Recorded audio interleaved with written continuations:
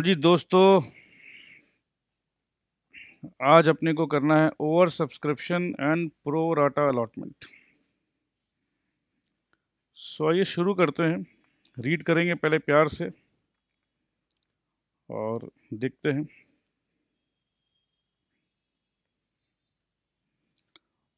Over subscription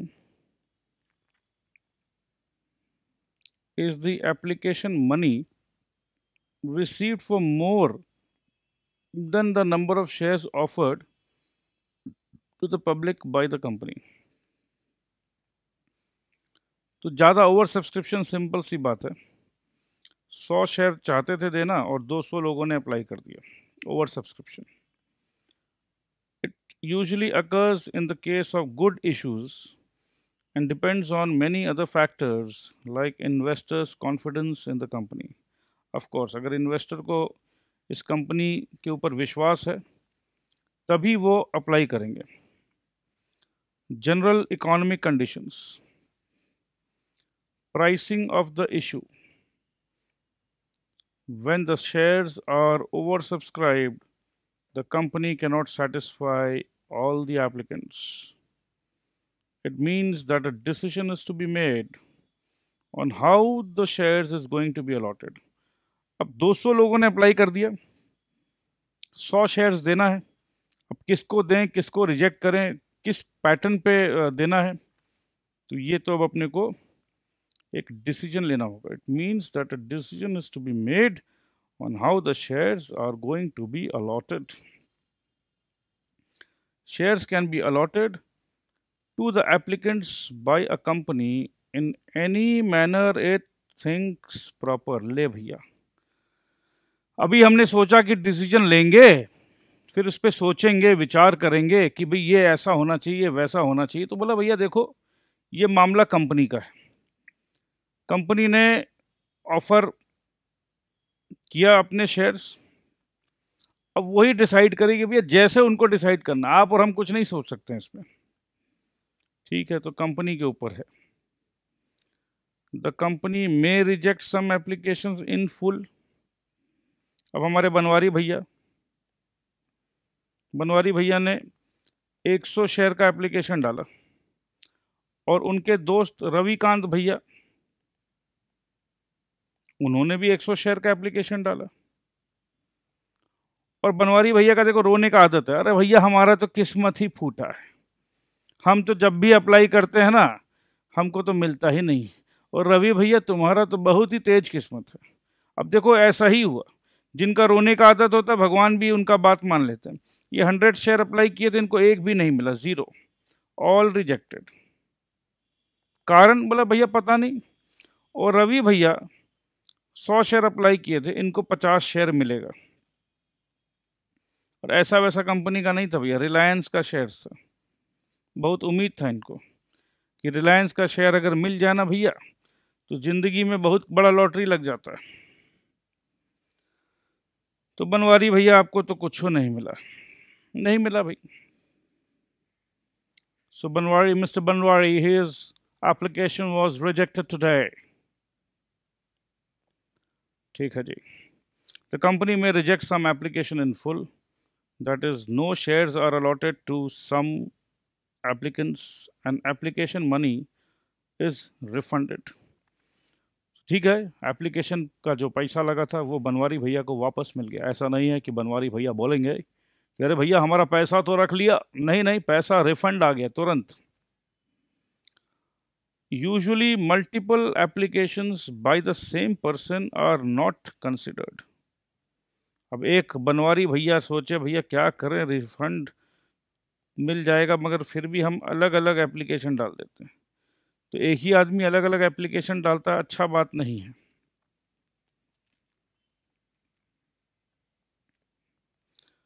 allotment may be given to the rest of the applicants in full, that is for the number of shares they have applied for. अब ऐसे ही हमारे विशाल जी जो है बड़े किस्मत वाले हैं, उन्होंने 200 शेयर का एप्लीकेशन डाला और 200 का 200 अप्रूव हो गया, अलॉट हो गया। A third alternative is that a company may allot shares to the applicants on pro rata basis. And now, what is this pro rata basis?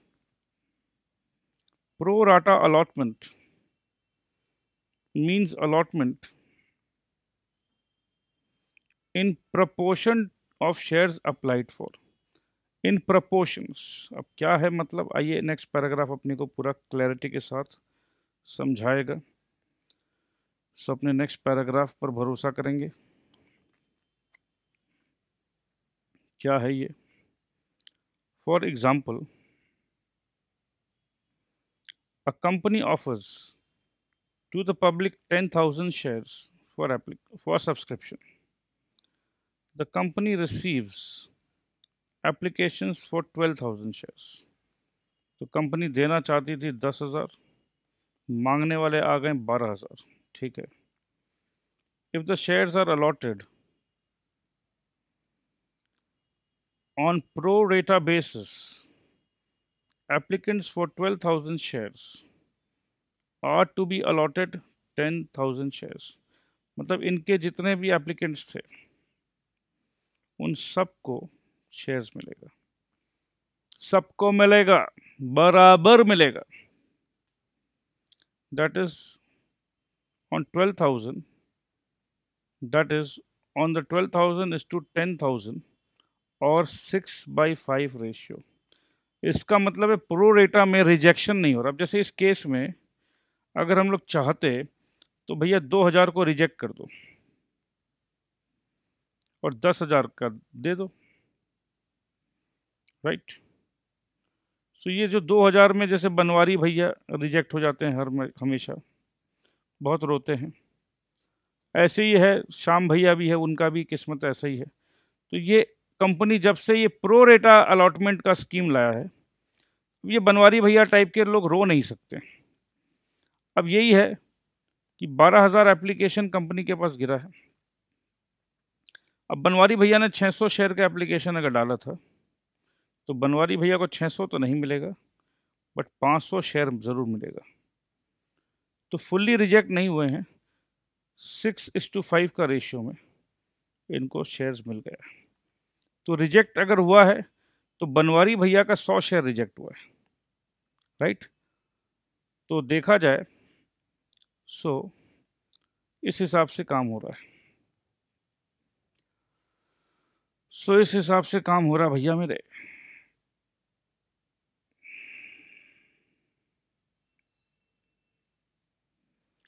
सो 12,000 में से 2,000 शेयर रिजेक्ट हो जाएंगे। तो 2,000 बाई 12,000 दैट इज 1/6। तो बनवारी भैया ने भी 600 शेयर का अप्लाई किया था, इंटू 1/6, उनका भी 100 शेयर रिजेक्ट हो जाएगा। ये बेसिकली सिंपल मैथमेटिक्स है, सिंपल मैथमेटिक्स। सो बनवारी भैया अब आप दुखी मत होइए। अगर आप 1200 शेयर अप्लाई किए होते, अगर बनवारी भैया 1200 शेयर अप्लाई किए होते तो इंटू 1/6 उनको नहीं मिलता, मतलब 200 शेयर नहीं मिलता, मतलब 1,000 शेयर फिर भी मिलता। इसे कहते हैं प्रो रेटा अलॉटमेंट, प्रो रेटा। अब एक बात बताइए मेरे को, बनवारी भैया ने 1200 शेयर का अप्लाई किया, उसमें से 1/6 मतलब 200 शेयर रिजेक्ट हो जाएगा, 1,000 शेयर मिल जाएगा। 1200 इंटू 2, 2,400 रुपया इन्होंने दिया। बनवारी भैया ने कितना रुपया दिया? 2,400 रुपया। और 1,000 शेयर का 2 रुपया करके 2,000 रुपया होता है, मतलब 400 रुपया अभी भी कंपनी के पास बनवारी भैया का है। अब 1,000 शेयर पे जब कंपनी 5 रुपया और मांगने वाली है, समझ लीजिए 2 रुपया है एप्लीकेशन और 5 रुपया है अलॉटमेंट, तो 5,000 रुपया और कंपनी जब मांगेगी तो कंपनी बोलेगा अरे भैया बनवारी भैया रुकिए, हमको मालूम है अभी आप हमको बोलेंगे अरे हमारा वो 400 रुपया कहाँ गया, आप लोग तो रिफंड नहीं किए। तो उस सिचुएशन पे कंपनी बोलेगी mister Banwari don't worry, your 400 rupees is with us, So you can just send us 4,600 rupees. क्या ये बात बहुत भारी है समझने के लिए मेरे भाई? क्या ये वाकई बहुत भारी है? बताइए मेरे भाई, बताइए। अरे नहीं नहीं, not at all, not at all. तो बस यही काम करेंगे हम लोग। प्रो रेटा अलॉटमेंट का काम खत्म, समझ लिया हमने। अब इसी को जर्नल एंट्री समझना है, ठीक है। और कभी कभी ऐसा होता है कि ये अमाउंट बहुत ज़्यादा रह जाता है। कल को समझ लो 12,000 शेयर का एप्लीकेशन डाला हो और सिर्फ आधा शेयर ही मिला हो, तो पैसा बहुत ज़्यादा बाकी है, तो वो अलॉटमेंट का एडजस्टमेंट के बाद भी बच जाता है। तो बस ये थोड़ा सा, बस ये एडजस्टमेंट, सिर्फ एडजस्टमेंट का गेम है ये। So are we ready to play the game my friends? Are we ready? I cannot hear you guys. ठीक है, आप लोग रेडी हो तो हम भी रेडी हैं। Any applicant who has applied for 6 shares will be allotted 5 shares. Under, under pro rata allotment, the excess application money received is adjusted against the amount due on allotment or calls. जैसे अभी just हमने बताया आपको। Surplus money after making adjustment against future calls is returned to the applicants. अगर सब adjust करने के बाद भी बच जाता है, तब तो भैया देना होगा। The applicants are informed about the allotment procedure through an advertisement in leading newspapers. ठीक है, तो एडवर्टाइजमेंट से पता चल जाता है।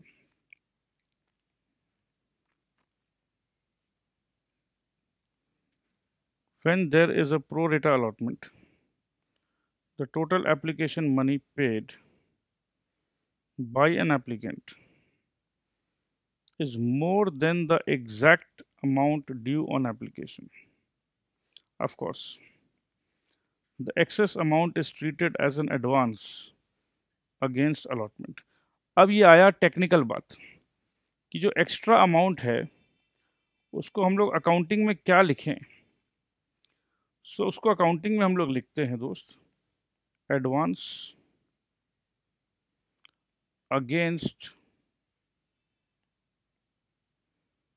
अलॉटमेंट। और अब आपको ये तो पता है कि कोई भी एडवांस जब हमारे पास आ जाता है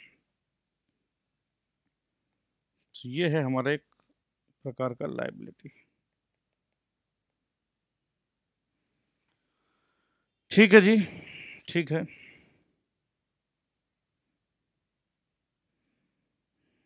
समझ गए हम।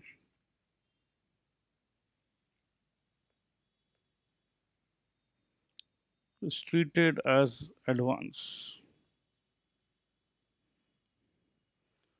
or any other future calls।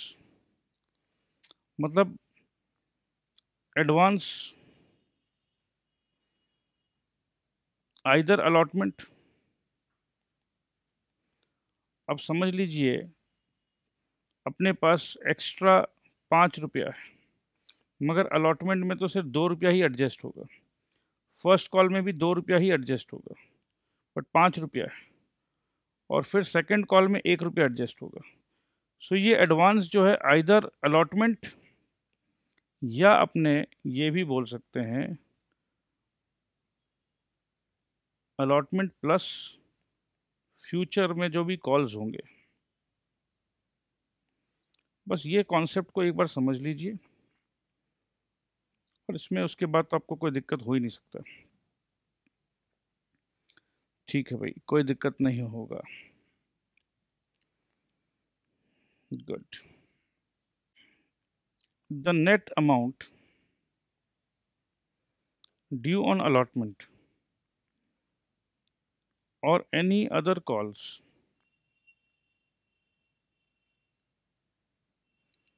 is the difference between the amount due on allotment or any other calls and the excess amount received in application.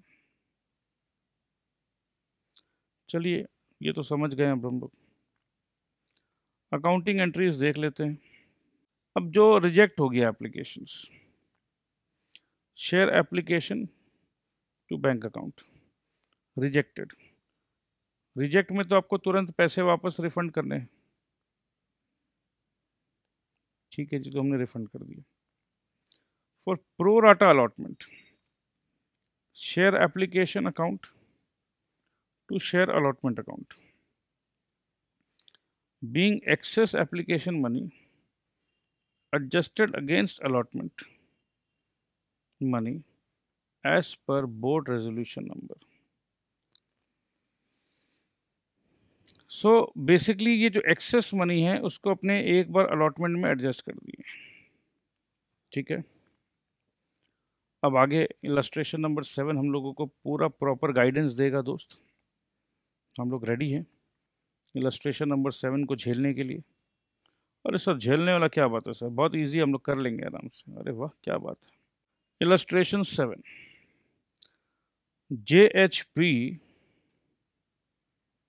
JHP Limited is a company with an authorized share capital of 10 lakh in equity shares.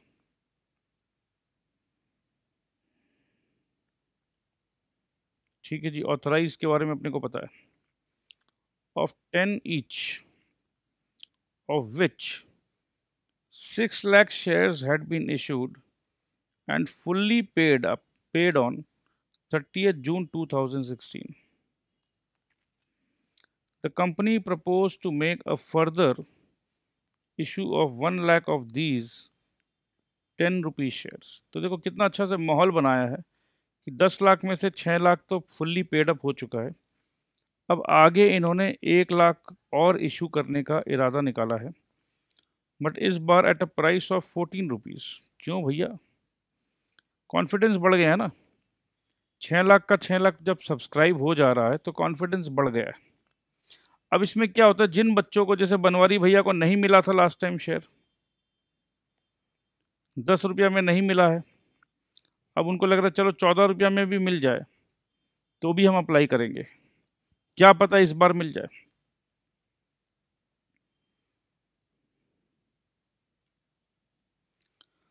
So at a price of 14 each, the arrangement of for payments being, payment कैसे लेंगे लोग, payment तो लेना ही होगा। ₹2 per share payable on application to be received by 1st July 2016।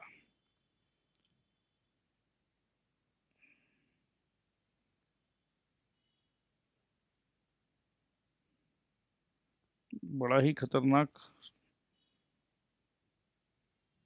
30 जून को बताएं कि ये हुआ है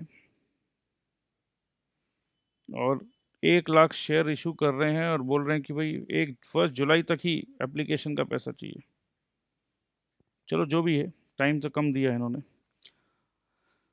कोई बात नहीं, टाइम जो भी दिया है। Allotment to be made on 10th July 2016 and a further 5 per share including premium to be payable।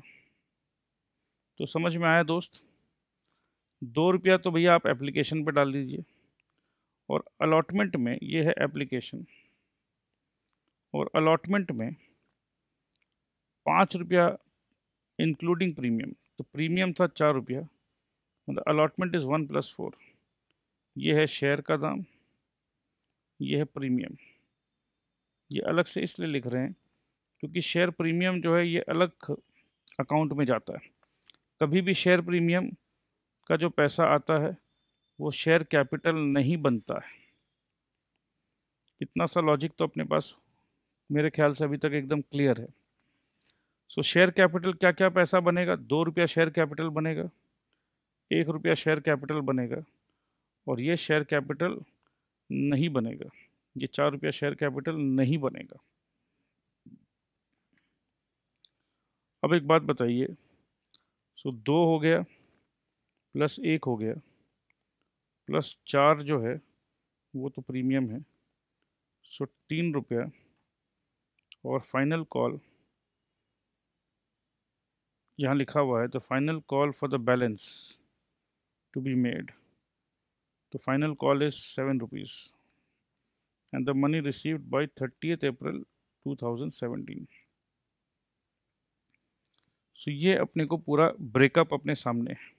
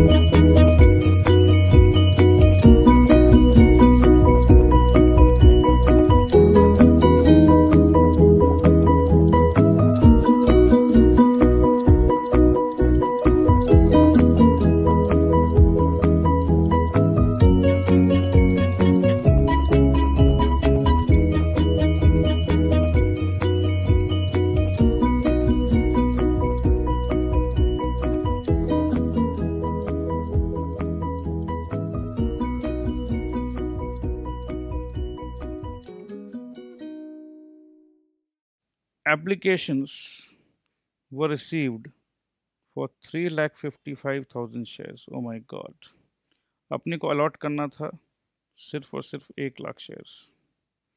Application आ गया into 3.55 times and were dealt with as follows. Applications for 5,000 shares received allotment in full. अच्छा जी, सो 3.55 है।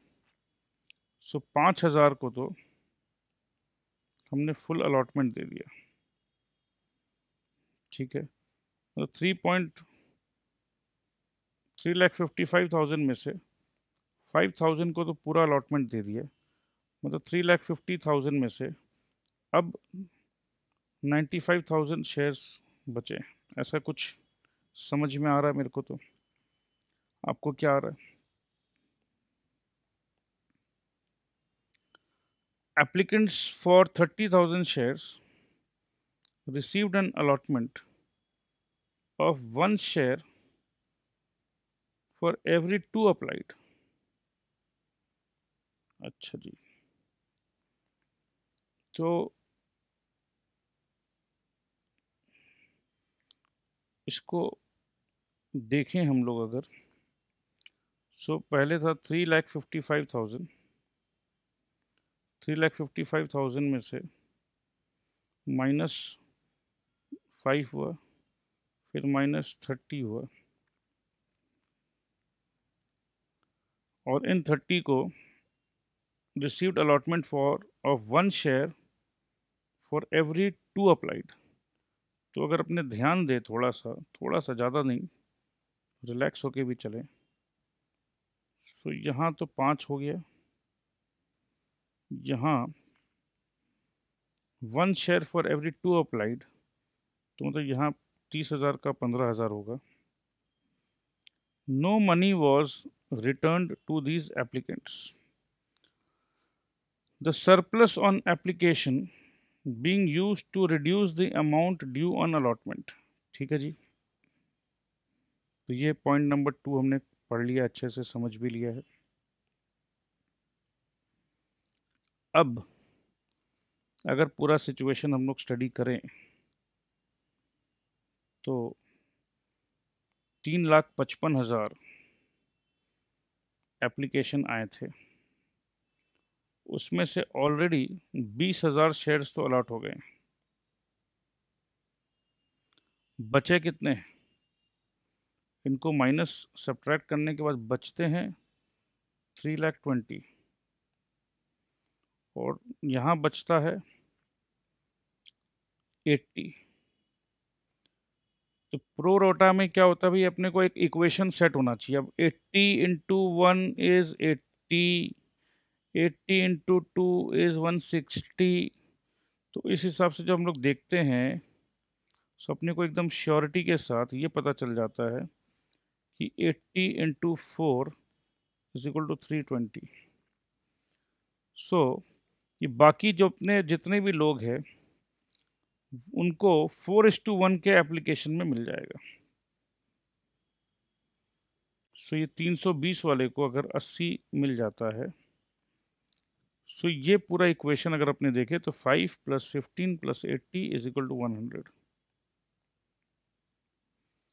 सो मेरे को तो नहीं लगता कि इसमें समझने में किसी को भी कोई दिक्कत आई होगी। हालांकि अभी तक हमने पूरा सम पढ़ा नहीं है, ये हमने अंदाज़ा लगाया है। ऐसा लगाना नहीं चाहिए था, वैसे न्यूमेरिकल पहले पढ़ना चाहिए।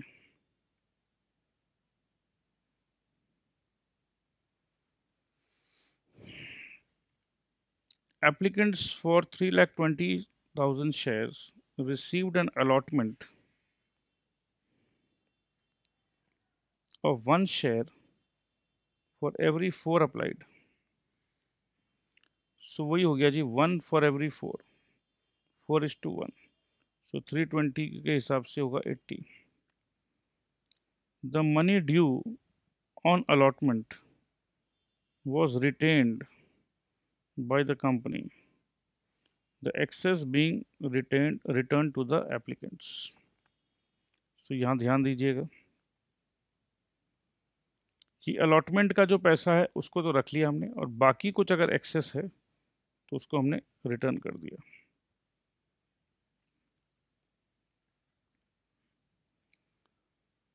The money due on final call was received on the due date. तो भाई ये फाइनल कॉल का भी जो पैसा है वो भी आ गया है, वो अपने को पता है 7 रुपया करके। ठीक है, अब अपने को काम क्या करना है? You are required to record these transactions including cash items in the journal of JHP Limited, including cash items.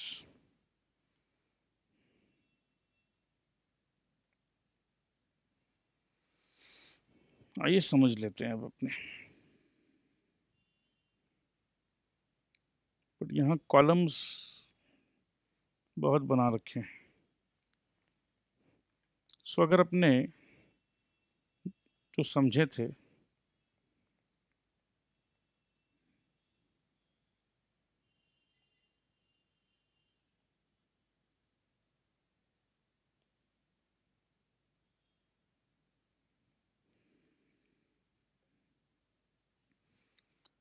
अपने को तो पता है, ये हिसाब को अगर अपने एक बार यहाँ ले आए,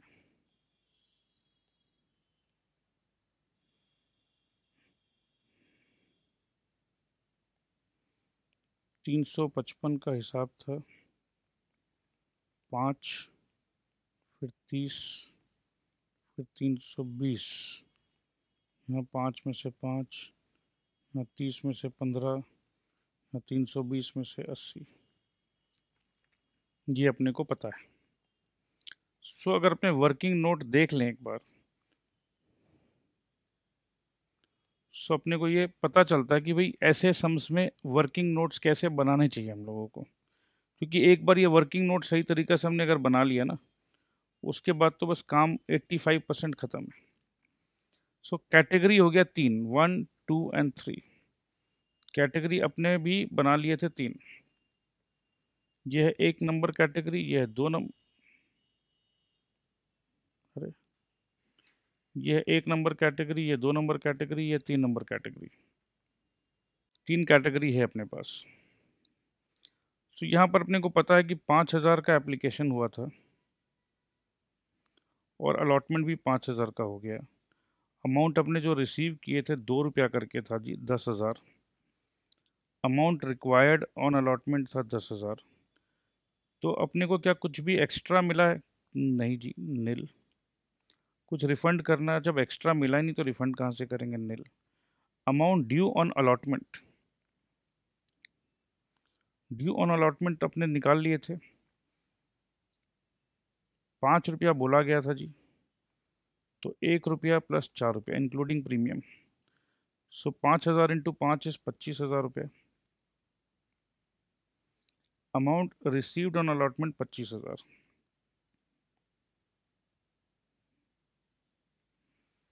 ठीक है, ये एकदम, इसमें कोई कहीं पर भी किंतु और परंतु नहीं है। अब ये 30,000 शेयर्स का देख लीजिए, 30,000 शेयर्स अपने अलॉट करेंगे 15,000, पैसे मिले 60,000, रिक्वायर्ड है 30,000, एडजस्ट करेंगे 30,000, रिफंड करेंगे 0। अमाउंट ड्यू ऑन अलॉटमेंट कितना होता है? 5 इंटू 15, 75,000। तो अपने को कितना मिलना चाहिए? और 45,000, क्योंकि एडजस्टमेंट कितना होगा? सिर्फ और सिर्फ 30,000। ये बहुत ही अच्छा प्रोराटा का सम है मेरे भाई। तीसरे केस में देखो, 3,20,000 शेयर का अप्लाई हुआ, देंगे अपने सिर्फ 80,000। अमाउंट रिसीव कर लिया हमने 6,40,000, बट यूज होना है सिर्फ और सिर्फ 1,60,000। सो 6,40,000 अपने पास आया और अपने को चाहिए था सिर्फ 1,60,000।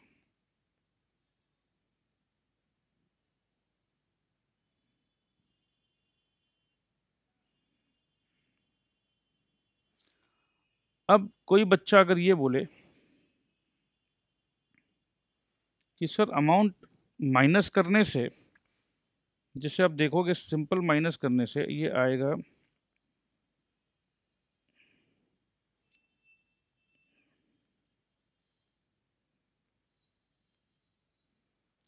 4,80,000। अब कोई बच्चा पूछ सकता है कि सर ये अमाउंट ड्यू ऑन अलॉटमेंट तो मैं तो फ्लो में 480 लिखने वाला था, क्योंकि अभी तो बस माइनस माइनस का गेम चल रहा था। बस यहीं पर इंडिया मार खाता है, क्योंकि अपने फ्लो में भूल जा रहे हैं कि भाई काम क्या करना है। एक बात आप मेरे को बताओ कि अलॉटमेंट में कितना रुपया मांग रहे थे हम लोग? अच्छा, शेयर्स कितना था? 80,000। पैसा कितना मांग रहे थे? 5 रुपया करके। तो भाई मेरे, मैक्सिमम एडजस्टमेंट तो 4 लाख का ही करेंगे ना। ये बात कुछ और है कि एक्स्ट्रा मनी हमारे पास था 4,80,000। So amount adjusted on allotment would be 4 lakh rupees. अब देखो, इसीलिए रिफंड आया है यहाँ पर 80,000 रुपये का। Amount due on allotment 4 lakh और अमाउंट रिसीव्ड निल, क्योंकि एक्स्ट्रा पैसा है भैया, हम लोगों को उल्टा रिफंड करना है। So now I guess कि this is absolutely very simple and absolutely clear. So क्योंकि ये absolutely simple है, absolutely clear है, इसका जर्नल एंट्री देख लेते हैं। आगे कुछ और डिटेल लिख रखा है, also amount received on application.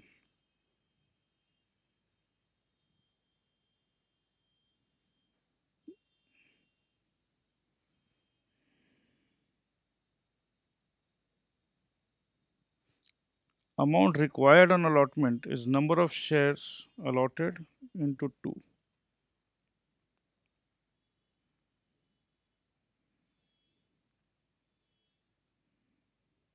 ठीक है, तो 2 रुपया का ही है, अपने को पता है।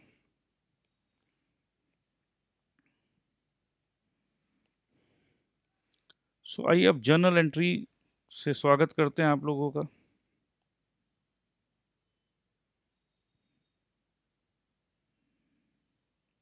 सबसे इम्पॉर्टेंट होता है ये ऐसा calculation of adjustment and refund बनाना। अगर बच्चे यहाँ मिस्टेक कर दिए ना, तो बस सब खत्म है। और ये इतना सिंपल है कि लगेगा कि यार ये तो क्लास 7-8 का मैथमेटिक्स का बस एक छोटा सा सम कर रहे हैं हम लोग।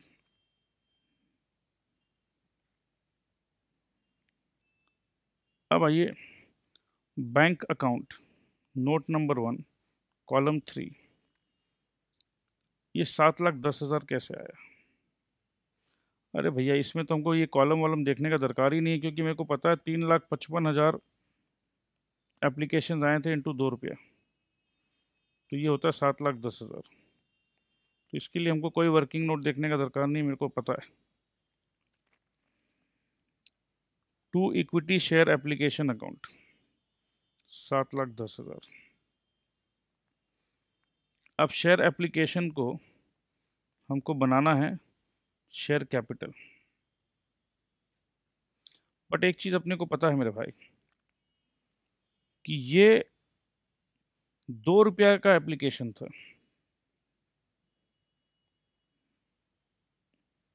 और 1 लाख ही शेयर है मेरे पास। हाँ, तो ये इक्विटी शेयर एप्लीकेशन जो है, 2 लाख का तो शेयर कैपिटल बन जाएगा।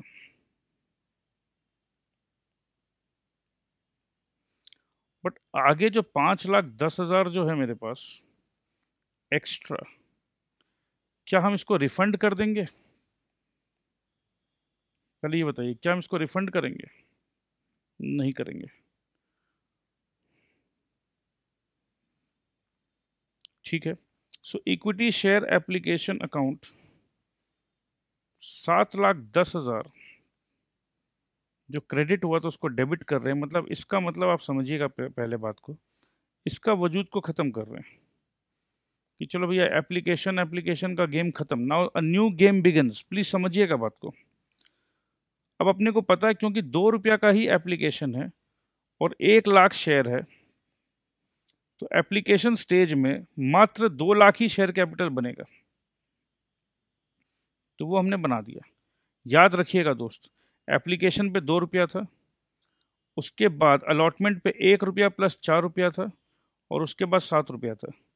तो ये हमेशा याद रखना है आपको कि शेयर कैपिटल ये बनेगा 2 रुपया का, इसका शेयर कैपिटल बनेगा, इसका शेयर कैपिटल बनेगा, इसका नहीं बनेगा।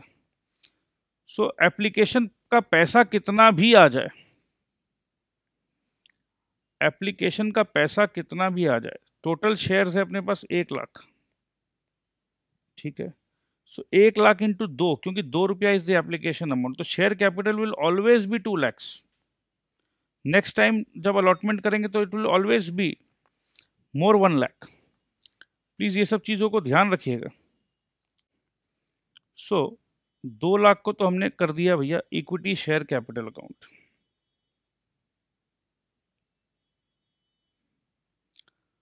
4,30,000 को हमने दिया है अलॉटमेंट में, और ये 80,000 रुपया हमने दिया है बैंक में रिफंड। अब यही कैलकुलेशन जो है, ये 5,10,000 का, यही कैलकुलेशन आमतौर पे समझ में नहीं आता है, बट क्योंकि ये जो हमने ऑलरेडी काम कर लिया है यहाँ पर, ये देखिए मेरे भाई, ये कॉलम जो है,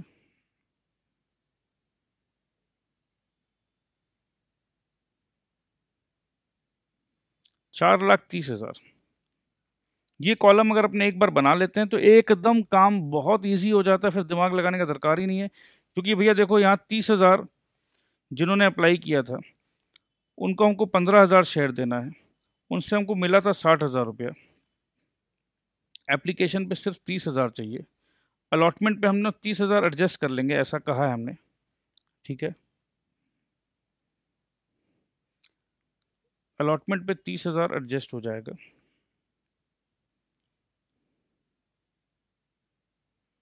रिफंड कुछ नहीं कर रहे हम लोग, और अमाउंट ड्यू ऑन अलॉटमेंट 75,000। ऐसा क्यों? क्योंकि 5 रुपया अलॉटमेंट में मांग रहे हैं, 5 इंटू 15 इज इक्वल टू 75,000, और हम 30,000 एडजस्ट कर लेंगे तो इनसे 45,000 हम और लेंगे, तो देने का तो कोई सवाल ही पैदा नहीं होता, ठीक है। सो इसका मतलब ये है कि अलॉटमेंट में हमने कुछ अमाउंट प्रीमियम का और कुछ अमाउंट अलॉटमेंट का, क्योंकि अलॉटमेंट के टाइम तो सिर्फ 1 रुपया लग रहा है, राइट, सिर्फ 1 रुपया लग रहा है। तो ठीक है, कुल मिला के अपने को पूरा क्लैरिटी के साथ समझ में आ रहा है कि 4,30,000 तो एडजस्ट होगा और 80,000 जो है वो रिफंड होगा। तो ये एकदम क्लियर है दोस्त। अगर कहीं पर भी नहीं समझ में आया, देखो मैं बहुत स्लो चल रहा हूँ, इससे स्लो तो मेरे को लग ही नहीं रहा कि इंडिया में कोई भी टीचर पढ़ा सकता है, तो मैं एम गोइंग एब्सोल्युटली स्लो। क्योंकि देखो, टीचर बहुत हाई स्पीड में पढ़ा दे, बच्चा वापस से रिवीजन करे, क्या मतलब बनता है? और मेरे साथ ही करो ना, विल डू इट टुगेदर। सो साथ साथ काम कर रहे हैं हम लोग।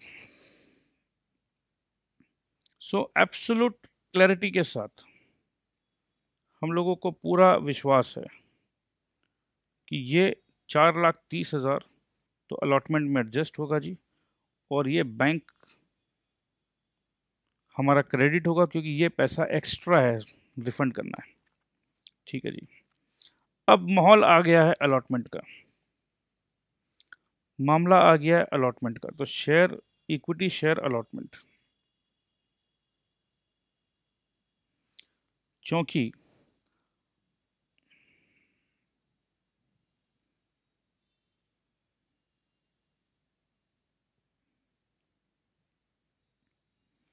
₹5,00,000, equity share capital 1,00,000, securities premium 4,00,000। कोई डाउट है किसी को भी कि जब हम अलॉटमेंट करेंगे, पैसा आया हो या नहीं आया हो, अपने जब अलॉटमेंट करते हैं तो शेयर कैपिटल अपने क्रिएट कर देते हैं। तो क्योंकि अपने को पता है कि 1 रुपया का ही शेयर कैपिटल बनना है, तो वो बना दिया हमने। बट अलॉटमेंट करते समय हमने सिक्योरिटीज़ प्रीमियम भी 4,00,000 क्रेडिट कर दिया, कोई दिक्कत नहीं। अब क्योंकि 4,30,000 मेरे भाई ऑलरेडी एडजस्ट कर चुके हम लोग टू इक्विटी शेयर अलॉटमेंट। आमतौर पे क्या होता है कि जितना हम लोग जब अलॉटमेंट करते हैं उतना ही पैसा हम लोगों के पास बैंक में आता है बाद में। जब हमने अलॉटमेंट किया है, अलॉटमेंट करते हैं एप्लीकेशन के बाद, राइट। सो एप्लीकेशन का पैसा आने के बाद हम लोग जब अलॉटमेंट करते हैं तो अलॉटमेंट करने के बाद बैंक में पैसा आता है। बट यहाँ पर क्योंकि हमारे पास पहले से मेरे भाई 4,30,000 रुपया आया हुआ है, तो और कितना आएगा? सिर्फ 70,000 आएगा, सिर्फ 70,000 आएगा। और देखो कौन कौन देगा। ये दो कैटेगरी के लोग देंगे, 25 और 45, 70,000। So bank account note number 1 70,000 to equity share allotment 70,000। Equity share allotment already पहले ही क्रेडिट हो चुका था 4,30,000 से, और अब यहाँ पर 70,000 से क्रेडिट हो गया। ये देखिए ऊपर में देखिए आप, 4,30,000 equity share allotment it's already credited. ठीक है। Equity share final call to equity share capital, बोला था भाई 7 रुपया करके है, अपने कैलकुलेशन कर लिए थे, पूरा पैसा आ गया। तो ये जी पूरा पैसा आ गया। Being final call money due on 1 lakh shares at 7 rupees as per board resolution dated this and this. So एक बहुत ही इंपॉर्टेंट प्रो राटा अलॉटमेंट का एक सिंपल सा सम हमने मोरलेस कर लिया है। ठीक है। ये फाइनल कॉल पे जैसे हमने बना दिया है, अब बैंक में बस पैसा आना बचा है। ये देख लीजिए बैंक में पैसा आ गया। Bank account to equity share final call account 7 lakhs, 7 lakhs। So this was a very very easy sum. Pro rata में बहुत बच्चों को कुछ कुछ लगता है कि भाई पता नहीं प्रो रेटा अलॉटमेंट कैसे करेंगे कैसे करेंगे। सो बहुत स्लो बहुत स्टडी हमने आपको समझाने की चेष्टा की है। उम्मीद करते हैं कि आपको समझ में आया हो। सो बहुत आराम से आपको एग्ज़ाम हॉल में जाना है। फाउंडेशन एक बहुत इजी एग्जामिनेशन होता है। फाउंडेशन पे बहुत ज़्यादा डिटेल्ड चर्चा नहीं होता है, क्योंकि बस फाउंडेशन आप एक बार क्लियर करिए, उसके बाद इंटरमीडिएट एंड फाइनल में, इंटरमीडिएट में बहुत डिटेल का चर्चा होगा और फाइनल में एक्सपर्ट नॉलेज का डिस्कशन होगा। सो फाउंडेशन के बच्चे बहुत ज़्यादा नर्वस मत होइए, कंफ्यूज मत होइए, रिलैक्स करिए अपने आप को, समझिए। हाँ, और देखो 11-12 के जो ऑथर्स के जो बुक्स जो आप लोगों को स्कूल लेवल पे पढ़ाए गए हैं, उसमें बहुत जगह पे बहुत सारे मिस्टेक्स है, क्योंकि that they are in violation with accounting standards. ये प्रोफेशनल बोर्ड का प्रोफेशनल तैयारी है। सो कुछ बच्चे एडमेंट हो जाते हैं कि नहीं नहीं हमने तो 11-12 में ऐसे पढ़ रखा है। तो मैं उनसे विनम्रतापूर्वक रिक्वेस्ट करूंगा कि प्लीज़ आपने क्या पढ़ रखा है उसको प्लीज़ एक बार साइड रख दीजिए, क्योंकि आगे चल के जो पढ़ाई करना है आपको वो 11-12 का बेस से नहीं करना है। ये सीए फाउंडेशन, इंटरमीडिएट, फाइनल, ये सारे के सारे जो स्टडी मटेरियल बनते हैं वो आईसीएआई बनाता है। आईसीएआई का सारा study material as per the accounting standards, as per the rules, as per the regulations बनते हैं। और जो 11-12 की किताब है वो 50 साल पहले अगर किसी ने लिख दिया तो शायद वो उसी को रीप्रिंट होकर चलाया जा रहा है। सो प्लीज़ समझिए इस बातों को। सो दोस्त, thank you very much. Keep enjoying life, और स्टडीज़ भी जब करो तो एंजॉय करके करो, परेशान होके नहीं, बर्डन समझ के नहीं, बोझ समझ के नहीं, खुशी खुशी। सो अलविदा मेरे भाई, take care, love you all, bye bye.